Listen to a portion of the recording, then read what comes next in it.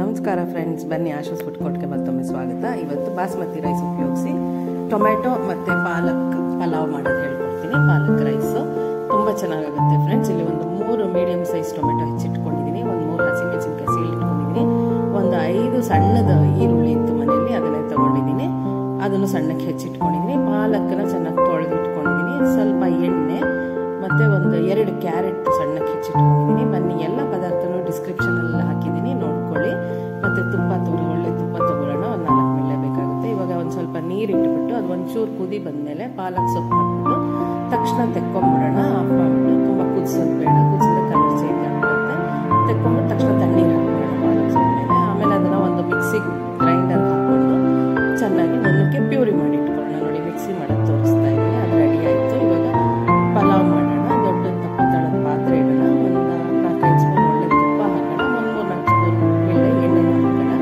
ಇದಕ್ಕೆ ಎಲ್ಲ ಚಕ್ಕೆ, ಲವಂಗ, ಜೀರಿಗೆ, ಪಲಾವ್ ಎಲೆ ಇಷ್ಟನ್ನು ಹಾಕೊಳ್ಳೋಣ. ಆಮೇಲೆ ಸ್ಟಾರ್ ಹೂವು ಅಂತಾರಲ್ಲ, ಅದನ್ನ ಒಂದು ಚೂರೇ ಚೂರು ಹಾಕೋಣ. ಜಾಸ್ತಿ ಹಾಕಿದ್ರೆ ತುಂಬ ವಾಸನೆ ಬಂದ್ಬಿಡುತ್ತೆ. ಅದು ಒಂದು ಚೂರೇ ಚೂರು, ಒಂದೇ ಒಂದು ದಳ ಮುರಿದು ಹಾಕೋಣ. ನೋಡಿ, ಇಷ್ಟನ್ನು ಒಂಚೂರು ಹುರ್ಕೊಳ್ಳೋಣ. ನೋಡಿ, ಈಗ ಜೀರಿಗೆ ಹಾಕ್ತೀನಿ. ಜೀರಿಗೆ ಹಾಕಿ ಪಲಾವ್ ಎಲೆನೂ ಹಾಕೊಂಡು ತೋರಿಸ್ತೀನಿ. ನೋಡಿ, ಜೀರಿಗೆ ಹಾಕ್ತಾ ಇದ್ದೀನಿ. ಜೀರಿಗೆ ಹಾಕೋಣ. ಎಲ್ಲ ಒಂದು 2 ಸುತ್ತು ಹುರಿದ್ರೆ ಸಾಕು. ಜೀರಿಗೆ ನೋಡಿ, ಈಗ ಪಲಾವ್ ಎಲೆ ಹಾಕೊಂಡು ತೋರಿಸ್ತಾ ಇದ್ದೀನಿ. ಎಲ್ಲ ಗಮ್ ಅಂತ ಅನ್ನುತ್ತೆ ಫ್ರೆಂಡ್ಸ್, ಅಂತ ಆಗುತ್ತೆ, ನಿಮಗೆ ಗೊತ್ತಾಗುತ್ತೆ. ಈಗ ಸಣ್ಣಕ್ಕೆ ಹೆಚ್ಚಿಟ್ಕೊಂಡಿರೋ ಈರುಳ್ಳಿ ಹಾಕ್ಬಿಡೋಣ. ಈರುಳ್ಳಿ ಹಾಕ್ಬಿಟ್ಟು ಹಸಿ ವಾಸನೆ ಹೋಗೋವರೆಗೂ ಹುರಿಯೋಣ. ನೋಡಿ, ಚೆನ್ನಾಗಿ ಹುರ್ಕೊಳ್ಳೋಣ. ಹಸಿ ವಾಸನೆ ಹೋಗಿ ಈಗ ಇದು ನಾನಿಲ್ಲಿ ಜಿಂಜರ್ ಮತ್ತು ಆನಿಯನ್ ಪೇಸ್ಟ್ ಹಾಕ್ತಾ ಇದ್ದೀನಿ. ಜಿಂಜರ್ ಗಾರ್ಲಿಕ್ ಉಪಯೋಗಿಸಿ ಗಾರ್ಲಿಕ್ ಹಾಕೋದು. ನಾನಿಲ್ಲಿ ಜಿಂಜರ್ ಮತ್ತು ಆನಿಯನ್ ಪೇಸ್ಟ್ ಮಾಡಿಟ್ಕೊಂಡಿದ್ದೀನಿ, ಅದನ್ನು ಹಾಕಿದ್ದೀನಿ.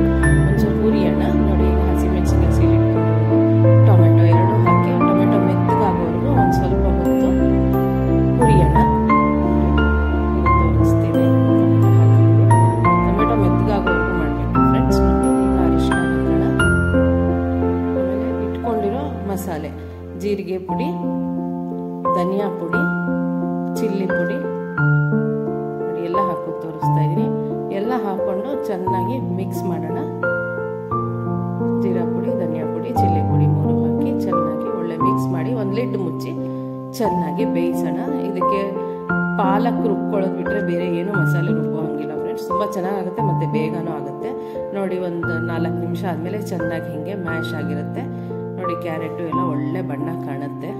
ನೋಡಿ ಫ್ರೆಂಡ್ಸ್, ಈಗ ಪಾಲಕ್ ರುಬ್ಬಿಟ್ಕೊಂಡಿರೋದು ಹಾಕ್ಬಿಟ್ಟು 1-2 ಸುತ್ತು ಅದನ್ನು ಚೆನ್ನಾಗಿ ಹುರ್ಕೊಳ್ಳೋಣ. ನೋಡಿ, ಎಲ್ಲ ಮಿಕ್ಸ್ ಮಾಡೋಣ. ನೋಡಿ, ಎಷ್ಟು ಸೂಪರಾಗಿ ಒಳ್ಳೆ ಕಲರು ಬರುತ್ತೆ, ಮತ್ತು ಪಾಲಕ್ ಅಷ್ಟೇ ಹೆಲ್ತ್ಗೆ ಒಳ್ಳೇದು ಅಂತ ನಿಮ್ಗೂ ಗೊತ್ತು. ನೋಡಿ, ಚೆನ್ನಾಗಿ ಹುರಿಯೋಣ.